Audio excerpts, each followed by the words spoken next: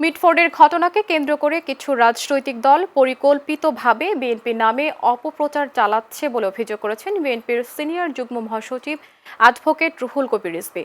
আজ কাওলা এলাকায় free Friday clinic উদ্বোধনের সময় প্রধান অতিথির বক্তব্যে তিনি এই অভিযোগ করেন। তিনি বলেন, কোনো ব্যক্তির নামে অভিযোগ পেলে সাথে সাথে বহিষ্কার করা হয়েছে দল থেকে, কিন্তু পতিত আওয়ামী সরকার সময় তারা কোনো নেতাকর্মীদের বিরুদ্ধে কখনো এই ধরনের ব্যবস্থা নেয়নি বলে দাবি করেন তিনি। রিজভী বলেন, কোনো ব্যক্তির অপকর্মের দায় বিএনপি নেবে না। বিএনপির বহিষ্কৃত বিভিন্ন নেতাকর্মীর নামে দল থেকে অভিযোগ দিলে আইনশৃঙ্খলা বাহিনী ব্যবস্থা নেয় না বলেও জানান রিজভী।